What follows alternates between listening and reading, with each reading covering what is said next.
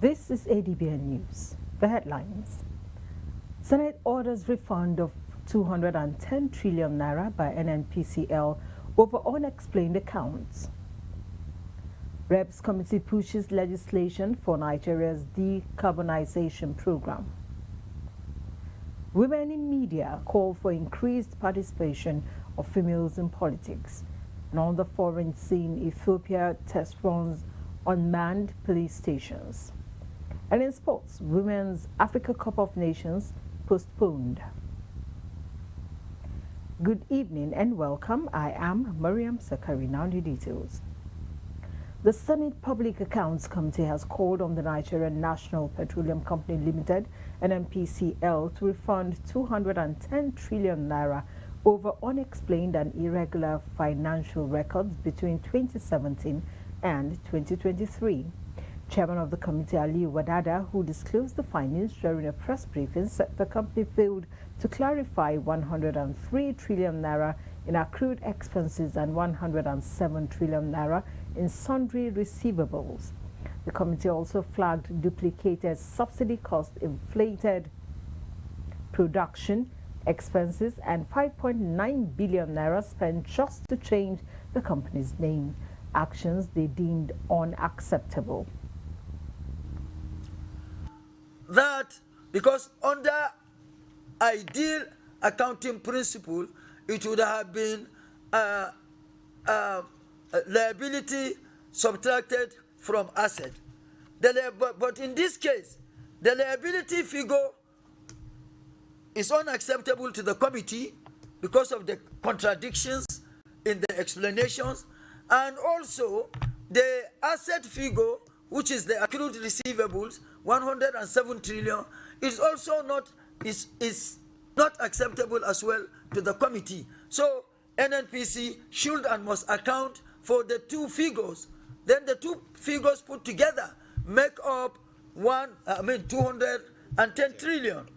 The second resolution of the committee, that the NNPCL should refund to Treasury all production costs charged against crude oil revenue for the period under review, since the NNPC and its subsidiaries, NAPIMS and Co., do not directly produce crude oil. The committee has resolved to summon past and present NNPCL and NAPIMS management, as well as their auditors, to explain the discrepancies. It also directed the Auditor General to conduct a forensic audit of the company's accounts to ensure transparency and proper management of public funds.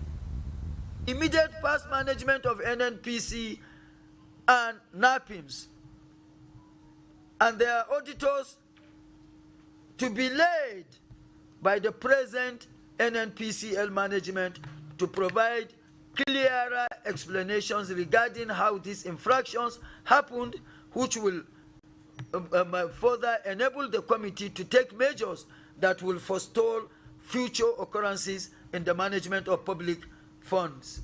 Immediate management of NNPC and NAPIMS, here what we're saying, immediate past management is, of course, Mele Kari as the group managing director, Umar Ajia as the chief financial officer, and Bala Wunti as the then GGM NAPIMS, should and must appear before the committee and to be laid by the present management with the entire body of the external auditors that served within the period under review that put together this. Speaker of the House of Representatives, Honorable Tajuddin Abbas, says Nigeria must urgently accelerate efforts to address climate change and transition to a low-carbon economy. Represented by Honorable Mukhtar Shagaya at a national roundtable on the mandatory national decarbonization program, the Speaker noted that climate change is already impacting communities across the country through drought, flooding, erosion, and rising temperatures. This is the focus of the National Decarbonization Committee, to operationalize and bring some momentum to the work already done. Examples can be observed through other economies, such as the European Union, who operate the world's most sophisticated enforcement regime in this case. While the European Commission sets the broad strategy, the actual teeth of decarbonization reside in multi-layered structures, which include: 1. A driving authority, the European Commission's Directorate General of Climate Action, and the national competent authorities in each member state. In his welcome address, Chairman of the House Committee on Mandatory National Decarbonization Program, Sesi Wingan, said the National Assembly is working with key stakeholders to develop legislation that will drive Nigeria's transition to a low-carbon economy.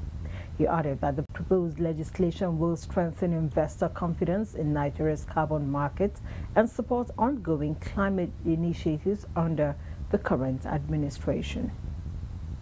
To operationalize the decarbonization process, the President also approved the National Carbon Market Framework, expected to generate 2.5 to 3 billion annually over the next decade. This framework establishes rules for carbon credit registration, issuance and verification, and incentivize emissions reduction projects in forestry, renewable energy, clean cooking, and agriculture.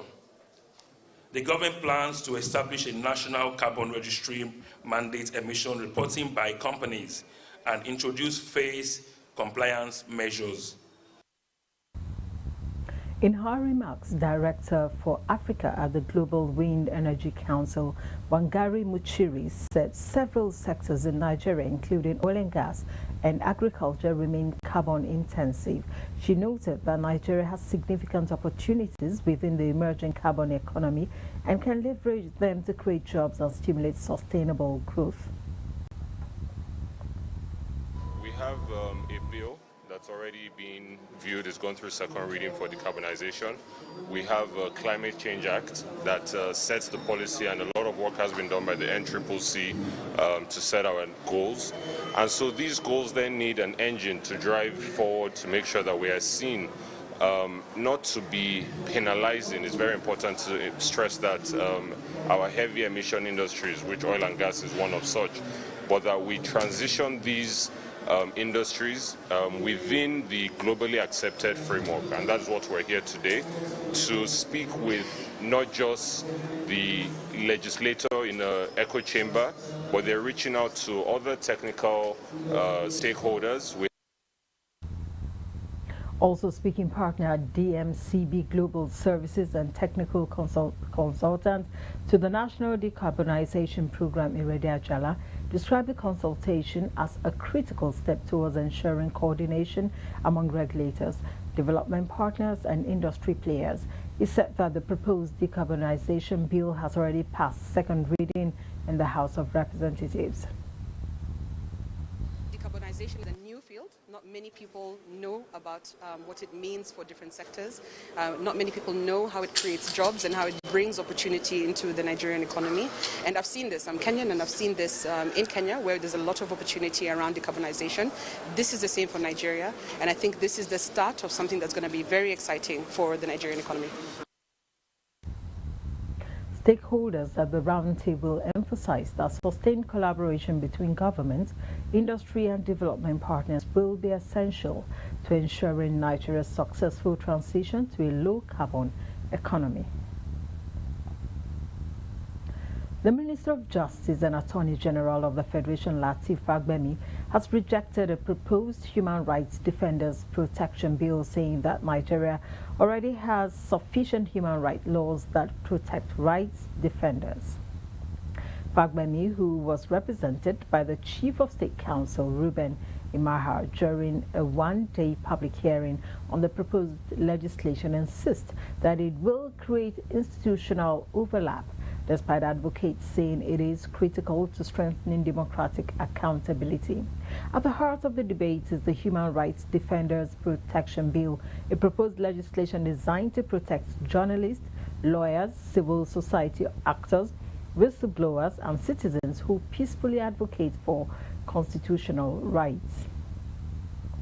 In its current form, the bill risks legislative redundancy, institutional overlap, and regulatory confusion without delivering substantive improvement in human rights protection. In conclusion, as to HB 1867, that's a Human Rights Defenders Protection Bill,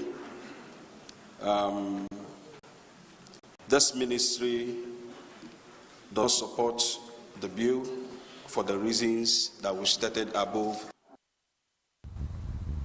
But the Minister of Justice and Attorney General of the Federation, Lateef Fagbemi, through the Chief of State Council, made its position clear that it does not support the proposed law.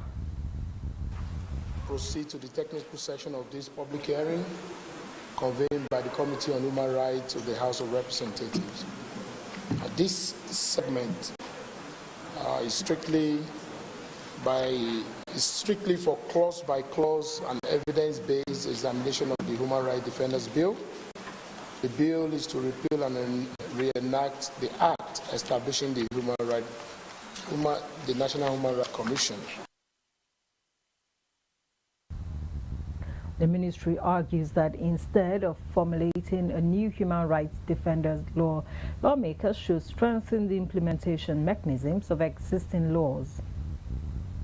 This is our view, that the real gap does not lie in legislative absence, but in enforcement effectiveness. So this ministry recommends that rather than enacting duplicative legislation, the National Assembly should prioritize strengthening institutional capacity, accountability mechanism, and implementation of existing laws. However, civil society groups strongly disagreed with this position, describing the bill as a landmark initiative in promoting accountability and improving human rights in Nigeria. So this bill, as couched by the House of Rep, defends you while you defend the rights of others and your own rights. So this bill is out to protect all of us, and is quite inclusive, and we commend the House for that. The Human Rights Defenders Protection Bill represents a bold and progressive legislative initiative aimed at strengthening space and reinforcing Nigerians' human rights obligations. However, institutional feasibility, constitutional calibration, criminal law precision, and fiscal clarity must be addressed. Program Director, Development Dynamics, and Mercy Agada, representative, Nigerian Bar Association, on a related bill seeking to repeal and reenact the National Human Rights Commission Act, Fagbemi expressed support but raised objections to some provisions, including a proposal requiring certain companies to contribute 0.3% of their annual profits to fund human rights cases. The Executive Secretary of the National Human Rights Commission defended the proposed amendments. There's the issue of the Human Rights Fund, which was provided for in the 2010 amendment of the NHRC Act. The process of funding that fund has not been clearly delimited, and that is why it has not been activated. So it is very important that this particular amendment now will be able to prescribe a process through which that fund has to be resourced. Like we said, there are two acts that are running concurrently, and there is need. Another key concern flagged by the ministry is a clause requiring businesses to obtain annual human rights compliance certificates, a move he says could undermine ease of doing business. Minister of the Federal Capital Territory Administration, Barrister Nyesom Wike, has advised the chairman-elect of Kuje Area Council, Danjuma Samuel Shukolo, to remain close to the people and always consult widely with stakeholders before taking major decisions in office. The minister gave the advice on Thursday in Abuja during his ongoing thank you tour to the area councils following the recent council elections in the Federal Capital Territory. FCT correspondent Naomi Oleribe has details of this. Barrister Nyesam Wike urged the chairman-elect not to change his attitude after assuming office, stressing that leaders must remain accessible and responsive to the needs of the people. Away from this people, because when you were campaigning, you were always at home. Now that the result has come, don't be away, chairman. And I know, working with me, if you're an away chairman, you'll be in trouble. Because I will let our people know that we have made a mistake. Earlier, the chairman-elect Danjuma Samuel Shekwolo pledged the support of the people of Kuje Area Council for the re-election of Bola Ahmed Tinubu as president in 2027 and appealed to the minister to assist in the construction of key roads in the council. Now, why we have difficulties in returning us on the election was because of our road terrain in Kuje Area Council. The last one that was remaining to operate was Kepi. From here to Kepi will take you 5 hours going, then 5 hours coming back to Kuje. And that was what made it difficult. And I believe that Kuje Area Council also will have been even before 12 midnight. Your Excellency, my appeal to you, sir, that you should look into this, especially we have 3 roads that will help us grow our economy in Kuje Area Council from Kuje to Kochi and also from Kuje to Kepi. The minister's thank you tour is part of efforts to appreciate residents of the FCT for their participation in the recently concluded area council elections and to reaffirm the administration's commitment to development across the area councils. Naomi Oleribe, ADBN News. Federal government has issued a prohibition notice and ordered the immediate closure of African Refractory and Allied Products Company (ARAP) following concerns over unsafe working conditions. The directive was announced by the Minister of State for Labor and Employment in Kiruka, Onyejocha, after an inspection by the ministry's Occupational Safety and Health Department at the company's facility along the Ikorodu-Shagamu Expressway in Ogijo, Ogun State. The action follows reports of workers' exposure to silica dust and other health risks at the facility. Preliminary findings also raised regulatory concerns, including issues with license renewal and discrepancies between the company's declared operations and its current production activities in violation of provisions of the Factories Act. The minister ordered the immediate shutdown of the facility pending a comprehensive investigation. She stated that a joint inspection and investigative team has been set up to assess compliance with occupational standards, reiterating the government's zero tolerance for violations that endanger the safety and welfare of Nigerian workers. The National Drug Law Enforcement Agency, NDLEA, has arrested a 58-year-old fugitive drug lord Uzoma Valentine Ilomoanya, who has been on the wanted list of Nigeria and British authorities for over 15 years. He was apprehended in Lagos on Monday, 23rd February 2026, following a coordinated operation by the agency's Special Operations Unit. Ilomoanya was previously convicted in the United Kingdom for drug trafficking in 2003 and later arrested again in 2011 before jumping bail and fleeing to Nigeria. In 2018, the NDLEA operatives discovered clandestine methamphetamine laboratories linked to him in Imo State and Lagos, after which he was charged, but again jumped court bail and remained at large until his latest arrest. Development NDLEA Chairman Brigadier General Muhammad Buba Marwa, retired, described the arrest as a major breakthrough in the fight against drug cartels.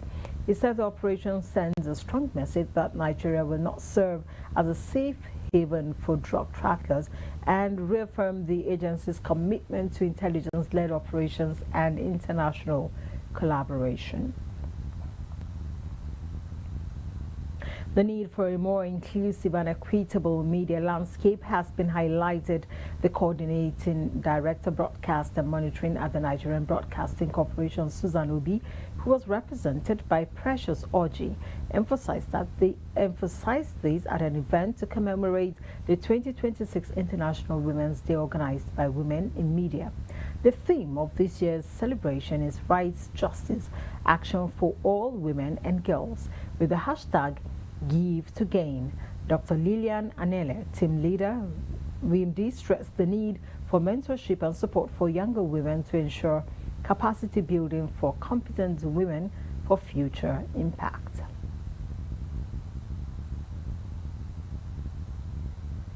I indulge you to continue to break barriers and shatter glass ceilings. Remember that your strength is a beacon of hope for future generations. Let's remember these three things as we give to gain. 1. Mentorship. Share your expertise and guide aspiring women in media. 2. Support. Amplify each other's voices and stories. Ms. Ininformatug, curator, Forum Africa, spoke to the need for justice in handling issues that pertain to women. Learn from the best. We have people, who have women who have, climbed this ladder. So we urge you to learn from the best. Don't follow the crowd. Choose a mentor for yourself, somebody who will direct you, somebody who will lead you aright. There are so many voices speaking, but look for that voice that resonates with the true change mantra. Look for that voice that will position you to be a change personality. So that is the voice you should follow, and we have them in Women in Media. And we want to see more women being fielded in political spaces. And political parties really need to know that they'll be doing themselves a whole lot of good if they take the decisions to field more female candidates, because the sensitization level is quite high. We've done quite a lot of work on ourselves, and we're looking at party structures, political structures, governance systems that have the interest of Nigerian women at heart. Women in Media Development Initiative is an NGO that has been established to empower women that are working in the media space. This is our own way of giving back to ensure that women in the media space are empowered in terms of their skills, in terms of the knowledge that they know how to better their work as journalists and media personalities. So the theme for this year's International Women's Day aligns with what our vision is, to uplift women. The event, which featured panel discussions centered on the theme for the celebration, had in attendance women from different women groups who lent their voices to call for the rights, justice, and action for women and girls.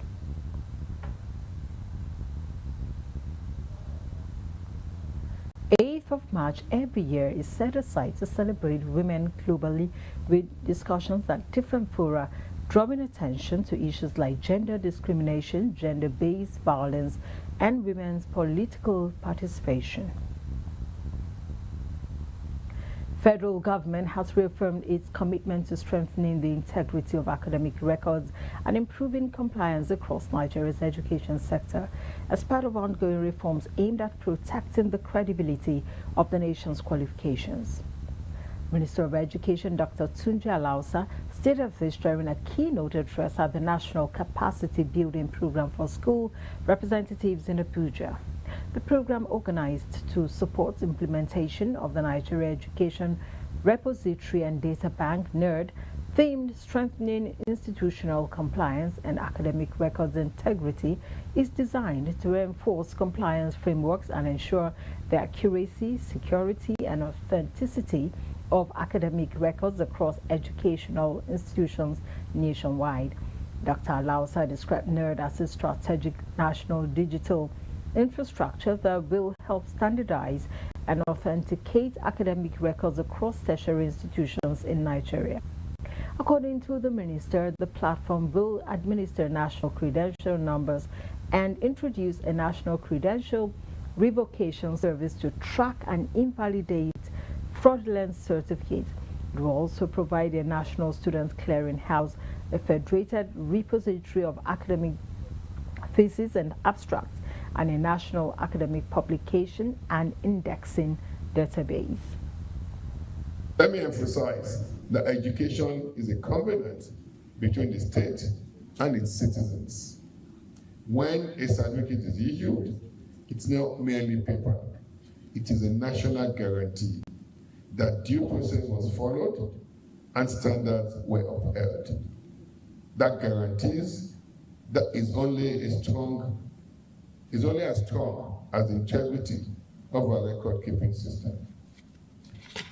You heard just before President Bola Ahmed Tinubu came to government, there was a whistleblower that really reported about Nigerians going to the Republic of Benin, some people getting PhD certificates in just 6 months, universities that never existed. Chief Executive Officer of the Nigeria Educational Repository and Data Bank, Engineer Tunji Ariomo, said the initiative marks a significant step toward preserving Nigeria's academic knowledge and research history. Engineer Ariomo noted that many valuable academic records and research outputs had historically been lost due to weak documentation and preservation systems. He added that the reports have also emerged of individuals presenting forged or unverifiable degrees to secure employment, particularly in the public service, while others obtained qualifications from unaccredited institutions abroad. The theme of knowledge, secret of knowledge, what causes to explode and become consequential is when one knowledge is able to grow. Each other knowledge gets arrogated, get queried, expand, readjust, and then explode. Nations where their knowledge have had that experience preserved over time, where knowledge can be validated. So it's one thing to have record. It's another thing for your record to stand the test of validation so that it is truthful. So that it's not truthful, you have a sort of quality assurance system built into the processes that are able to ensure check and balance. In a related development, the federal government says it has taken decisive measures to curb certificate fraud following reports that some Nigerians obtained questionable degrees from unaccredited institutions outside the country. Officials say the reforms are part of broader efforts to restore confidence in Nigeria's education system and ensure that academic qualifications remain credible and verifiable. The Akwa Ibom State House of Assembly has called for the full restoration of the historic Amalgamation House in Ikotabasi local government area as part of efforts to boost tourism and preserve the state's history. The call followed a motion raised during Thursday's plenary by a member representing SNUDIM State Constituency, Honorable Upong Akpabio. He noted that the site hosted the historic merger of the Northern and Southern Protectorate, making it a significant national monument. This House notes also that the building later served as the place where the ceasefire ending the Nigerian Civil War was signed in January 1970.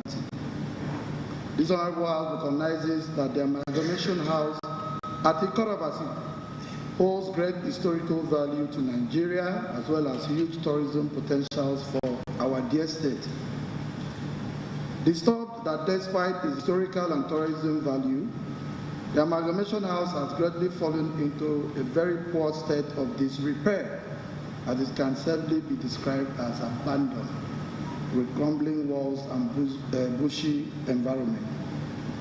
Aware that in 2024, as reported in the Punch newspaper of September 20, 2024, the state government through the Ministry of Tourism has signified its intention to restore the Amalgamation House.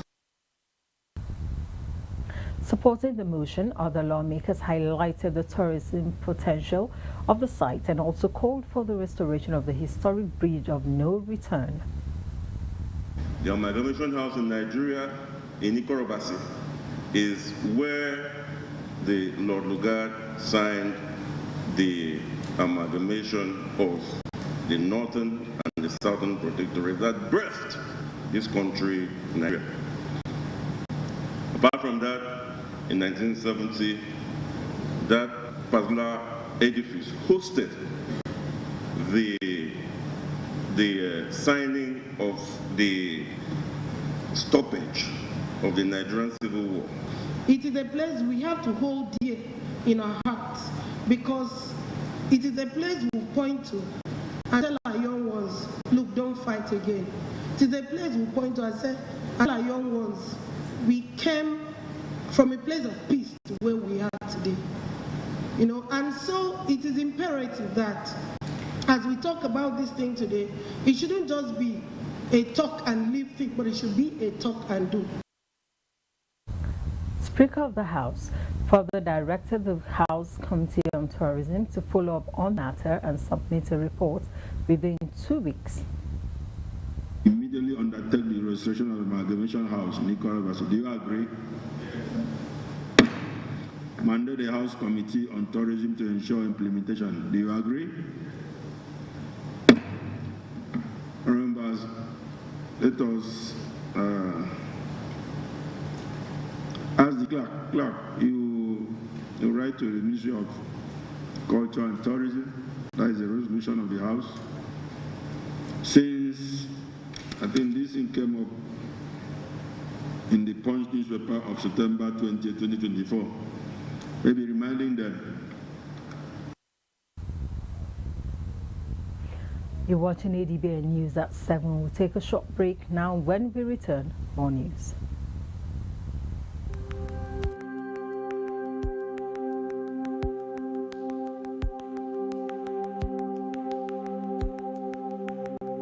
Welcome to the Niger Delta, a region of incredible beauty and stark contrast. From its breathtaking landscapes to its rich cultural heritage, this is a place where history and modernity collide. But beneath this serene surface lies a story of struggle and resilience. The Niger Delta is the lifeblood of Nigeria's economy, home to vast oil reserves that fuel the nation, yet it is a land where the people fight for their share of the wealth. Join us on the program Niger Delta Today as we explore the heart of the Niger Delta, discover the vibrant cultures, the struggles for environmental justice, and the stories of the people who call this place home. This is the Niger Delta, a land of contrast, a story of resilience, a journey of hope. Don't miss our exclusive series, Niger Delta Today, every day at 12 noon, only on ADBN TV. Witness the untold stories, experience the journey, be part of the change.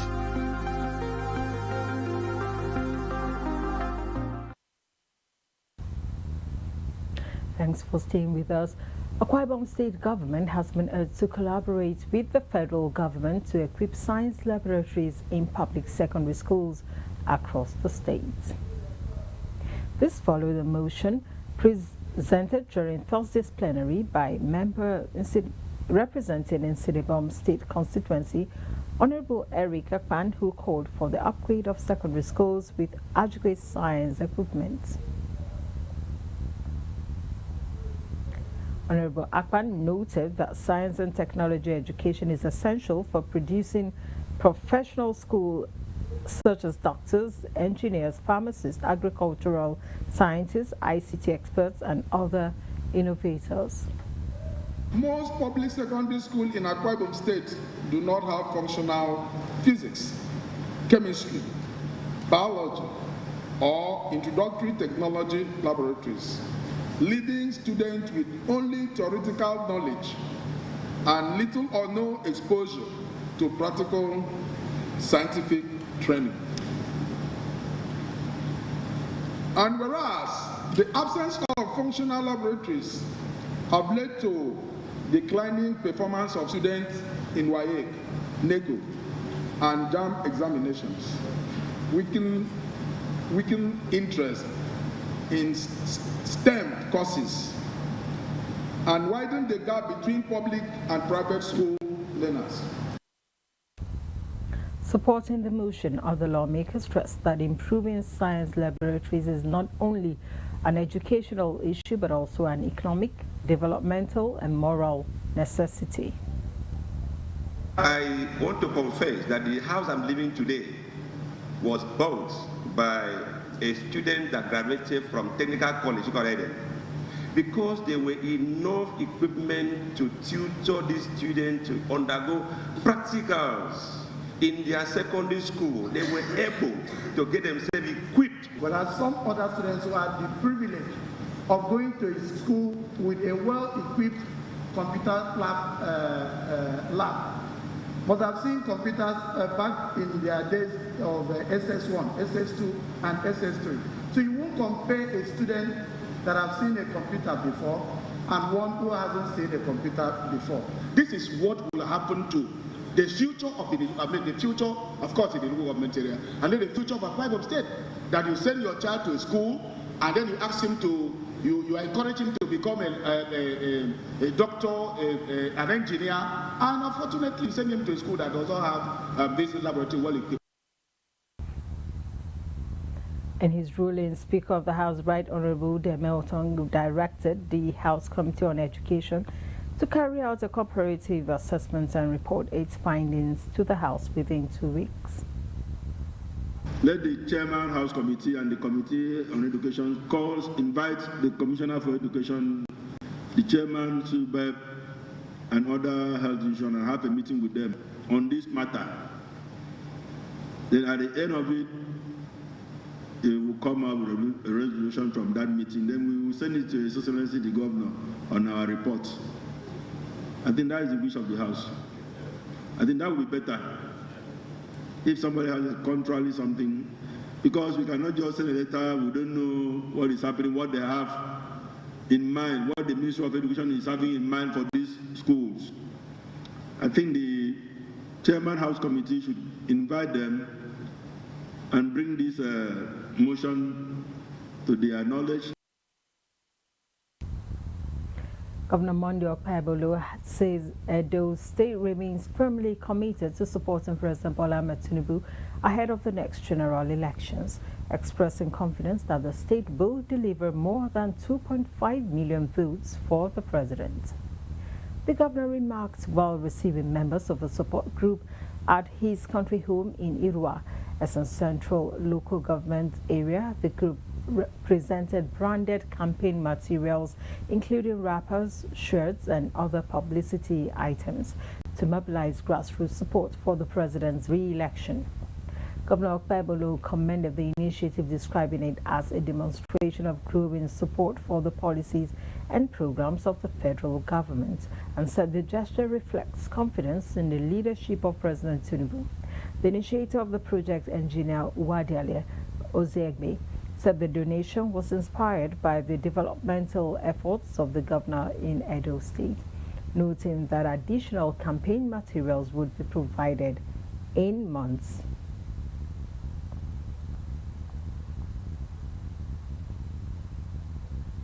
Chief of Army Staff Lieutenant General Waidi Shaibu has praised troops of Joint Task Force Operation Well-Stroke for restoring security in troubled communities, leading to the gradual return of internally displaced persons. He gave the commendation during a visit to the 401 Special Forces Brigade in Makurdi. The Army Chief directed the troops to remain relentless in their operations against criminal elements, emphasizing intelligence-driven missions, interagency collaboration, and community engagement. He stressed the importance of professionalism, discipline, and strict adherence to the rules of engagement.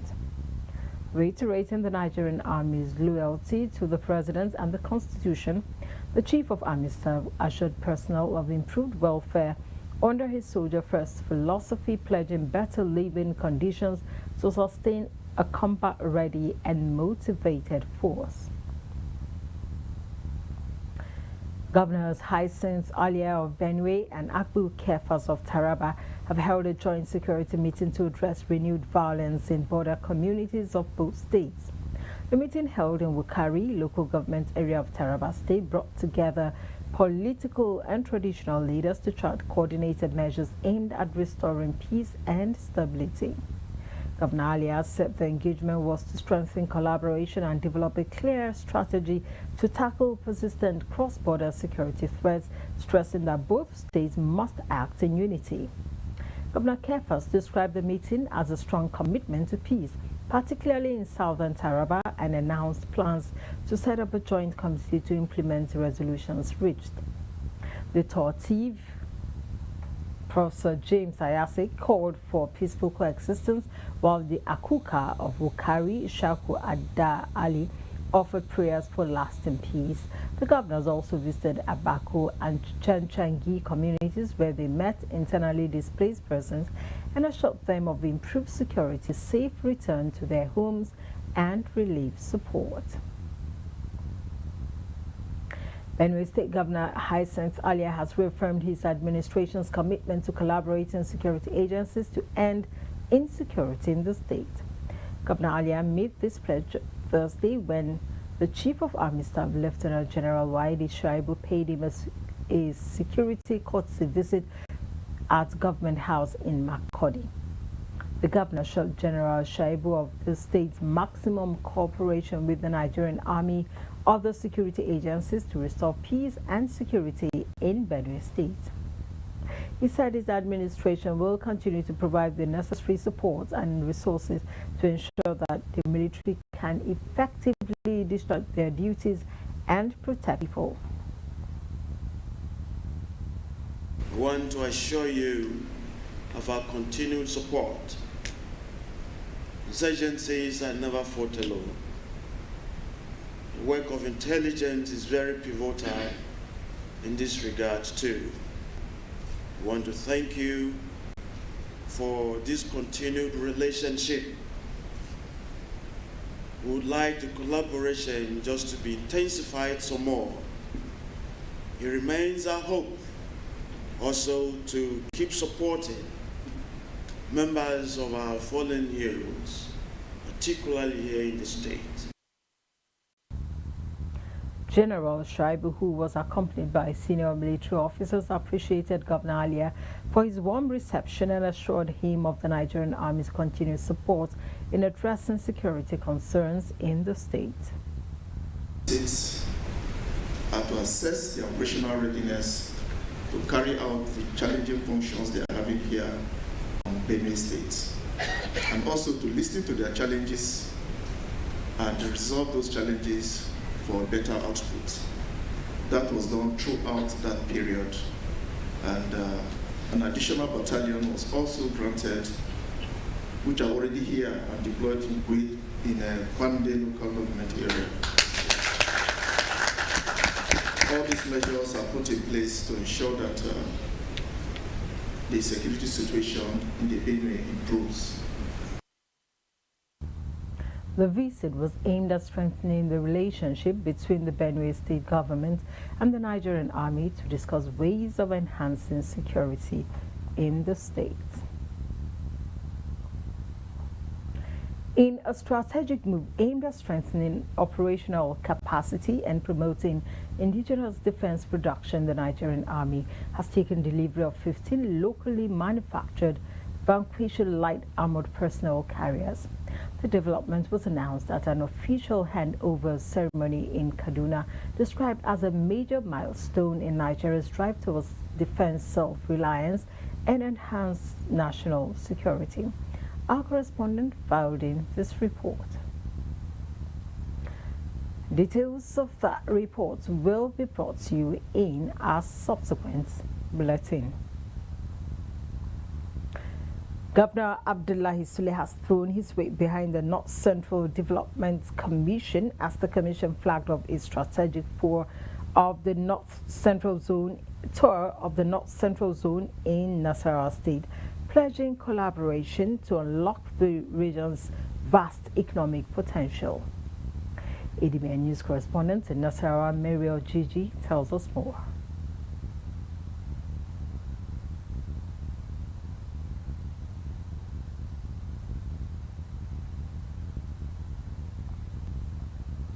In a significant step towards regional integration, Governor Abdullahi Sule received the governing board and management of the North Central Development Commission at the Government House in Lafia. As chairman of the North Central Governors Forum, Governor Sule commended the commission for adopting a consultative approach and choosing Nasarawa as the first stop on its engagement tour. He described the move as a demonstration of mutual respect and partnership, urging the commission to maintain transparency, fairness, and inclusiveness in delivering its mandate. The seriousness you have given to this assignment that you have. So far, I have seen a lot of seriousness and I've seen a lot of effort, and I've seen so much that has been done, just learning, from the other commission that has started. Because not every commission, started so smoothly, and not every commission is running so smoothly. Please continue with this smooth running of the commission so that others will come and learn from you rather than you learning from them.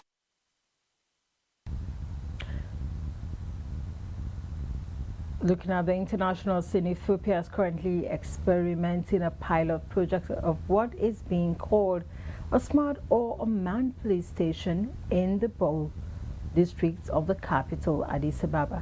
We'll take a short break now. When we return, the news will continue in just a moment.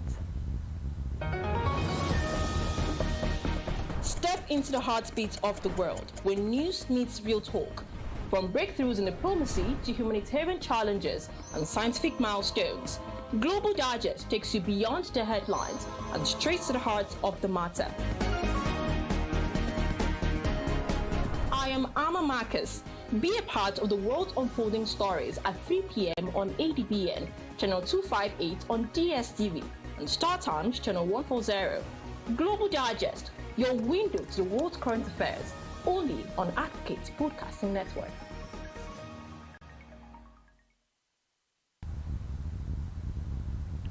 You're welcome back. Now to the rest of the story. Ethiopia is currently experimenting a pilot project of what is being called a smart or unmanned police station in the Bole districts of the capital, Addis Ababa, as part of Ethiopia's bid to catch up with the digital revolution. A live monitor on the wall cycles through welcome messages as well as images of Prime Minister Abiy Ahmed. At the moment, there are uniformed officers standing by to demonstrate how the system works, which makes it feel more like a tech showroom. The police head of Technology Expansion Department, CD Ardemisi Yilma, told newsmen the staff are there to help people get used to it. Demonstrating how it works inside a booth, he taps a screen and goes through the steps to make a report. Demisi selects the type of incident, a crime, a traffic report, or a general concern, enters the details and presses a button to submit the comment. Then, an officer who is a real person in a remote location rather than a chatbot pops up on the screen and begins to ask questions and take down information. If there's a problem, officers respond immediately and patrol the area mentioned by the reporter. Demisi says in his first week last month, the Smart Police Station SPS received just 3 reports: a lost passport, a financial fraud case, and a routine complaint. But Demisi believes the number of reports will grow as locals become more aware of it. President Donald Trump has said he must be involved in the appointment of Iran's next leader. He dismissed the prospects of Mojtaba Khomeini succeeding his father, the late Supreme Leader Ayatollah Ali Khomeini, saying he would not accept a successor who continues the policies of Iran's former Supreme Leader. Citing the Venezuelan case, he said, like Delcy Rodriguez, who took over after the U.S. captured Nicolas Maduro, he has to make an input. The U.S. president said the U.S. wants someone that will bring harmony and peace to Iran, warning that installing a leader who follows the same path could force the United States back to war in 5 years.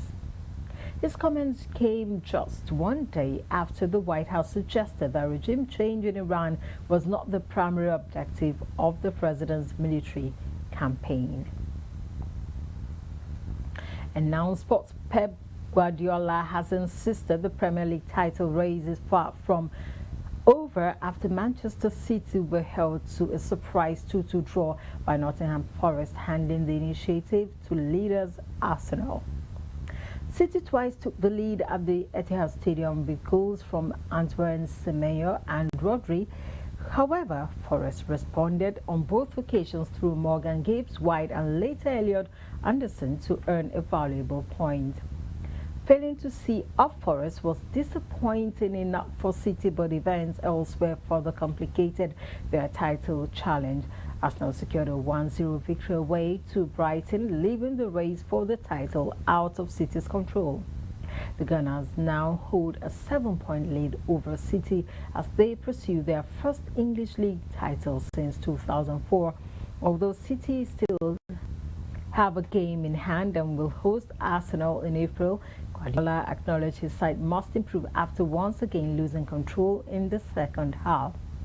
Despite the setback, Guardiola remains confident that City can still overhaul Arsenal in the final 9 matches of the season, stressing that his team must deliver stronger performances in the run-in.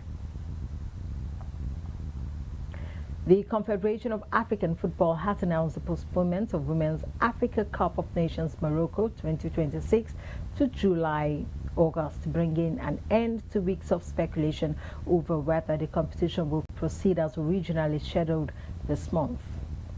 In a statement on Thursday, CAF confirmed that following discussions with its partners, including FIFA and other stakeholders, the tournament will now take place from July 25 to 16 August 2026.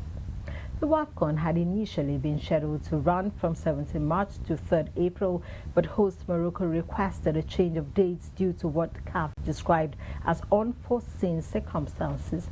The competition will serve as part of the qualification pathway for the 2027 FIFA Women's World Cup, where 4 African teams will qualify automatically, while 2 additional sides will progress to intercontinental playoffs. The finals will also feature an expanded format with 16 teams competing for the first time. Nigeria are the defending champions after lifting the trophy at the 2024 Women's Africa Cup of Nations, which was staged last year following an earlier postponement. The struggles of former world number 3 Stefanos Tsitsipas continued on Wednesday after the Greek suffered a disappointing first-round defeat to Denis Shapovalov on the opening day of the Indian Wells Open. Tsitsipas went down 2-6, 6-3, 4-6, marking another setback in what has been described has been a difficult period for the former top 3 player. Elsewhere in the men's draw, Brazilian teenager João Fonseca secured a hard-fought 7-6, 6-4 victory over Rafael Collinon. Italy's Matteo Berrettini also progressed, coming from a set-down to defeat Adrian Manarino 4-6, 7-5, 7-5 in a contest lasting just under 3 hours. Veteran Gael Monfils, all along with Jensen Brooksby and Gabriel Diallo, were among the other notable names to advance to the second round. The women's competition 2019 champion Bianca Andreescu, who entered the main draw via a wild card, was beaten in 3 sets by Kamila Rakimova 6-7, 6-0, 6-1. Former Sloane Stephens and Paula Badosa also exceeded at the first hurdle in California, while Diana Yastremska delivered an impressive performance to defeat Zhang Shuai 6-3, 6-2.